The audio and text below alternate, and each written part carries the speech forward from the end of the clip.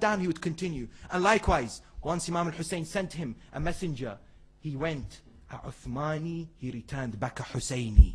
This is what is required from you and I. When we lament and weep and we beat our chests, that we've conformed to this idea that we are the ambassadors of Imam al-Hussein. That's number two. Number three, the way I understand azadari today is that when we beat our chests and we perform these masalis and julus and processions and we cry over these nights and days, we stand in protest and demonstration against any form of injustice and oppression in the world today and in history.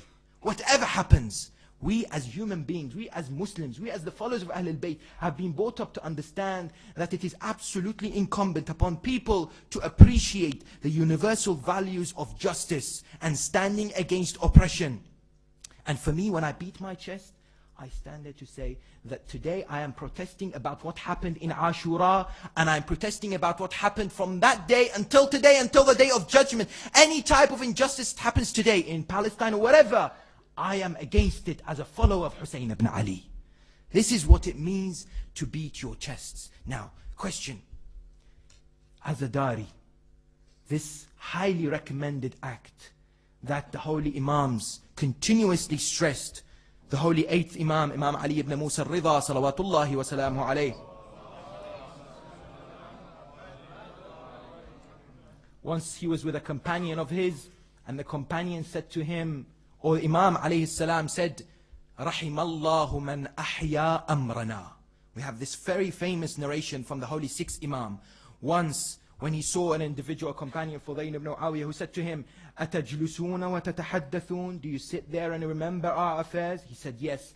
Imam said that I indeed love these majalis. I recommend you to continue. Ahyu amrana, rahimallahu man ahya amrana. The holy 8th Imam said, rahimallahu man ahya amrana. Allah's mercy be upon that individual who brings forward or tells people or makes our message alive. Ahyu amrana, our affairs. The man asked the holy Imam, how do we do this? The Imam said, tata'allamuna ulumuna. You learn our knowledge. وَتُعَلِّمُونَ النَّاسِ. Then you spread our knowledge to people. Why? Listen to the holy 8th Imam. What does he say? He says, فَإِنَّ النَّاسِ لَوْ عَلِمُوا مَحَاسِنُ كَلَامِنَا لَاتَّبَعُونَا. Allahu Akbar. Here the holy 8th Imam is giving you and I a promise. A guarantee from an individual who is a ma'soom and who does not speak in vain. He says that if people were to learn our knowledge and to spread it to people, people would come closer and closer to us. We will become a magnet that will attract people from all areas around the world. لو علم الناس عن محاسن كلامنا لاتبعونا. This is what the position of azadari. Now, azadari itself, in terms of how we can go forward today, ulama say there are two types of azadari.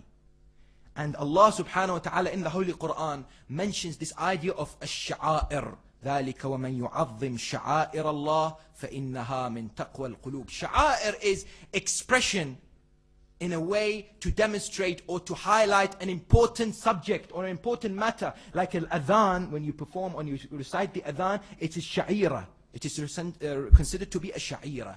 Now, azadari is a form of sha'ira, a form of remembrance of the tragedy of Imam al-Hussein alayhi salam in Karbala. How does it go forward today? There are two types. There are ones that are ash-sha'iratu thabita, the others are ash-sha'airu al-mutaghayyira. There are ones that are fixed, established in history, such as weeping, crying, holding majalis, matam, julus. All of these are established in history, as you've correctly heard so far. There are areas in which we can exploit today, living in the West, in order to get the message of Imam al-Hussein out to people.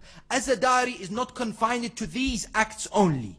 What we need today, we need number one, institutions that study the movement and the revolution of Imam al-Hussein and come forward with teachings, come forward with advice, come forward with principles for universally accepted ideas for people all around the world, not just for Muslims, not just for the followers of Ahlul Bayt, number one. Number two, we need to make sure that these 10 days in Muharram, or these nights of majalis in Safar, or throughout the year where Imam al-Hussein alayhi salam are remembered, are taken as an opportunity, and they are indeed an opportunity, that Allah subhanahu wa ta'ala has given you and I, the followers of Ahlul Bayt, a treasure. The treasure is Ahlul Bayt. Sometimes when you think about it, Allah says this is a treasure. You need to go and find it. The ultimate treasure is paradise and seeking my forgiveness and my rahmah. Then you need a map. The map is divided in two parts. The map consists of the Quran and the Ahlul Bayt. The majority of people have torn the map into two. They only have the Quran, therefore they cannot find the treasure. Without the Ahlul Bayt and the Quran together, according to Hadith al-Thaqalain, they cannot be able to find the treasure in the way that Allah subhanahu wa ta'ala has instructed to us. Therefore, these 10 nights of majalis, or these particular times that we remember and mourn and we perform these azadari sessions, needs to be exploited for the spiritual development of our community, of our youngsters, of our youth. For example, next year Muharram falls in the Christmas period. People may be off, people may have holiday. Why can't we come forward with ideas that there will be 10 days of study circles, 10 days of discussion circles, 10 days where we sit down, where there is not only a unilateral way where a speaker, a muballigh, a maulana, an alim, anyone who comes on the minbar says something and people listen. There is a discussion. The people sit there and they actually discuss what happened on the day of Ashura and how is it applicable to their lives today. What is it about the message of Imam Hussein that changes their life, and how can they apply it to make themselves better in the eyes of Allah subhanahu wa ta'ala? This can be easily established. Then even further, how many of us, or how many Shias around the world, with all our resources today, have thought about producing a movie, a documentary, something that portrays the event of Karbala, the day of Ashura, what happened, the tragedy, to people around the world? In English, not in any other language. In English. It requires effort, it requires financial support. But today the madhab of Ahlul Bayt alayhim salam is spreading. Today everyone is speaking about the Ahlul Bayt. Everyone is wondering who these people are. Everyone is questioning who these individuals are. Today what is incumbent upon us is to rise to the challenge. To think about ideas how we can utilize this excellent treasure that we have, and that is azadari, for the benefit of Islam. Spiritually uplifting people, making people outside our own box, because unfortunately sometimes we like to keep ourselves to our own box. We go out of this box, we tell people who Imam al-Hussein was. Today this issue of justice has become universal. Even those oppressors that kill people unjustly will say, we are advocates of justice, we propagate human rights. Nobody today will go and say that injustice is something good. What we need to do is demonstrate how the movement of Imam al-Hussein alayhi salam manifested justice in itself, highlighting this and explaining this to people who may not understand, who may not have heard who Hussein ibn Ali is, what happened on that great day, what happened and the repercussions of the revolution of Sayyid al-Shuhada Aba Abdullah al-Hussein alayhi salam. أقول قولي هذا وأستغفر الله لي ولكم وآخر دعوانا أن الحمد لله رب العالمين والصلاة والسلام على محمد وآله الطاهرين.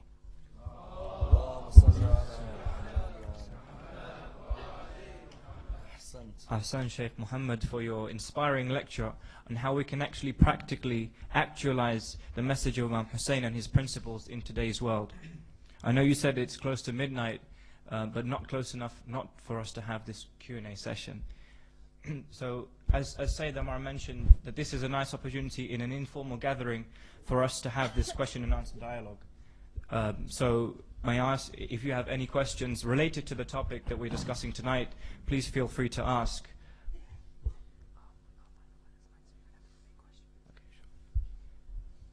I think we'll start with a question from the ladies.